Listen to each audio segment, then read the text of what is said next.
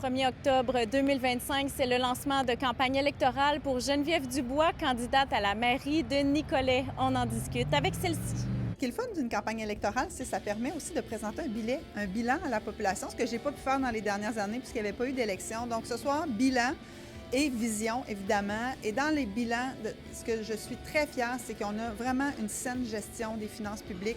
C'est 42 millions d'investissements qui ont été faits, 22 millions d'aides financières qu'on a réussi à aller chercher. On a aussi une croissance soutenue, on le sait, à la ville. Donc, on a plus de 300 postes qui se sont ajoutés dans les dernières années, 16 logements abordables. On a aussi doublé notre richesse financière à la ville. On est passé de 852 millions à 1,5 milliard. Donc, c'est un signe vraiment de saine gestion et de croissance. On a aussi des quartiers de vie de qualité. On a des nouveaux parcs. On a un nouveau skatepark. On a inauguré un pump track. On a aussi construit le centre d'interprétation éco-maritime. On a récupéré le quai. Donc, beaucoup d'infrastructures pour donner une qualité de vie et une sécurité aux gens. On a aussi mis en place des aides financières. Je pense entre autres aux 150 000 qu'on met pour les événements, notre fonds des événements. Inutile de vous dire qu'on a des événements qui sont vraiment intéressants maintenant à la ville. Donc, on est passé de presque rien à 100 000, 150 000. Une aide aussi financière pour les commerçants qui ont été impactés par les travaux du centre-ville. Donc, ça aussi, très fier. Et des actions en lien avec les changements climatiques. On en a fait beaucoup. Donc, on est touchés, nous aussi, par ça. On va continuer on a fait des travaux, importants au centre-ville puis dans certaines rues.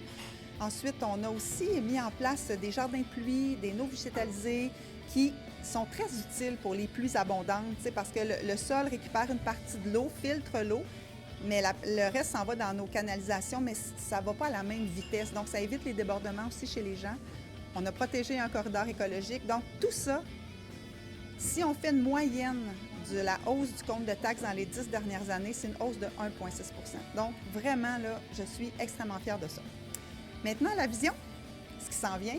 En fait, Nicolette est touchée, comme toutes les autres municipalités, par 3 crises simultanément. Donc, on pense à l'urgence climatique, on pense aux défis sociaux qu'on a et l'instabilité économique. Donc, pour ces 3 thèmes-là, je vous dirais, j'ai été au cœur du travail qu'on a fait pour la planification stratégique 2026-2030, où on place la transition socio-écologique au cœur de ça.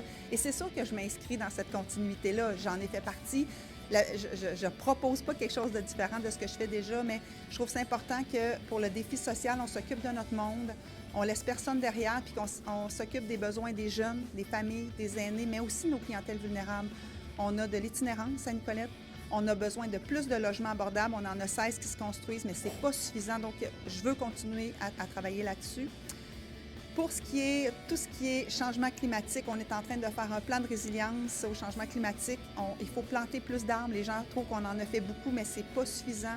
On va continuer à protéger notre territoire, protéger nos espaces verts parce que, je vous l'ai dit tantôt, on a des périodes de sécheresse, on a des périodes de grande chaleur qui vont augmenter. Donc, c'est important que chaque fois qu'on fait des réflexions, on s'assure qu'on verdisse pour diminuer les îlots de chaleur. Et en terminant le défi économique, bien, c'est sûr qu'on a aidé nos organismes. Et ce qu'on souhaite faire, c'est de mettre en place une société de développement économique qui va être en mesure de porter des projets vraiment structurants pour la ville, des projets audacieux, autant de tourisme, de développement économique, mais aussi d'immobilier.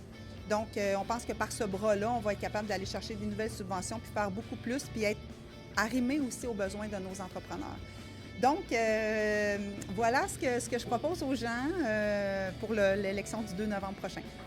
Qu'est-ce qui vous motive personnellement là-dedans, dans tout ça? Qu'est-ce qui vous anime?